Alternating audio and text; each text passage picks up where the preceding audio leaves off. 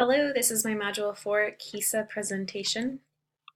I teach second grade at an elementary school in our district. We have three elementary schools, a middle school and a high school. So after addressing this module with my school principal, we talked about the different improvement plans that we have related to those 4 R's. So we are implementing student engagement, which is our relevance category, and we're working on leadership within our responsive culture category. So student engagement starts with our Boys Town implementation. We have started this year. We had our 2 professional development days at the start of the year and are now expected to do this every morning during our morning meeting. It's a 30-minute time period within our school. This Boys Town is all about engagement with students, really promoting positive relationships and trying to build relationships and behaviors off of this program.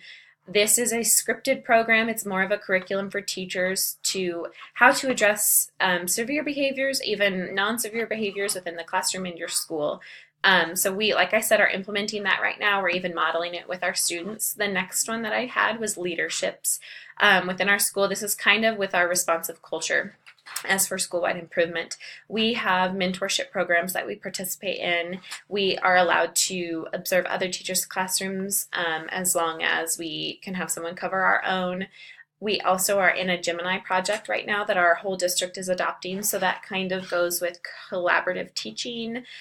So we had some adapt to that last year, and some are adopting it this year. So we are also in the process of implementing and modeling that, and more of that will come in the next couple of years.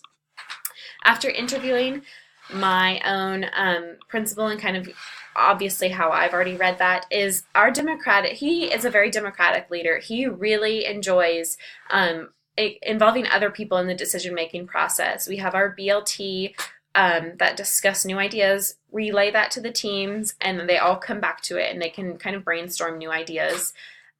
We also kind of talked about how he's an authentic leader. He really works on valuing each of us, making sure that we know that our opinion is important to him and the school. So he works on building those relationships. He's always trying to take our side and understand the stories if there's a conflict between the teachers and parents. So he uses these relationships and our opinions to build on a school-wide improvement. And that is done every time there's a BLT meeting. There's something that's addressed that he wants all of us to know how it's going. As for improvement areas for our school, one of the R's that I'm going to focus on is relationships, which kind of goes with the leadership. I picked Standard 8, which is meaningful engagement of families and communities. So we're making our relationships relevant to the leaders and the community members. So we start with our schools trying to incorporate more community members and businesses within the school. Obviously, for elementary schools, it's not as easy to have career pathways for kids that are starting kindergarten.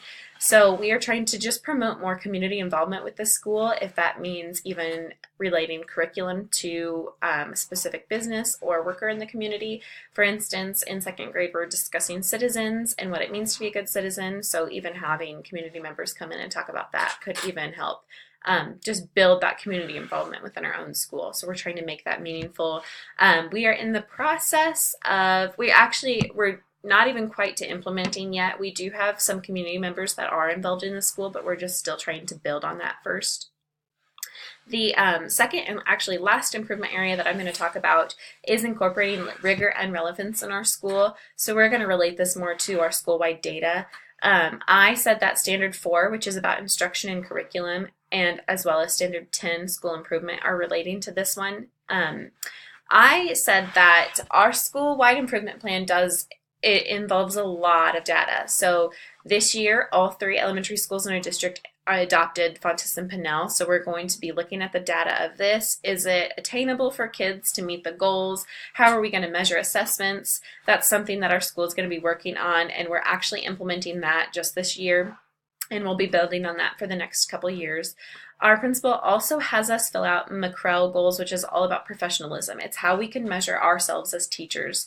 If we set a goal at the beginning of the year, what are the steps that we're going to take to meet that goal at the end? We're making those goals relevant and attainable for our own teaching styles, and hopefully by the end of the year we can see what kind of leaders we have, and that goes with the responsive culture of our school. We're trying to make everyone everyone's accountable for their own goals and their own teaching methods.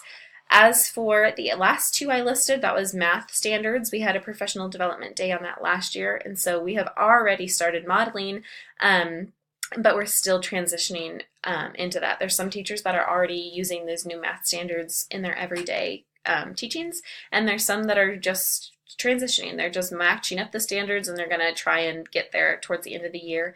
And then MAP scoring, that's always something that we're watching. How is that relevant to what we're teaching on the daily basis, and how can we improve those MAP scores? So that concludes my Module 4. Thank you for watching.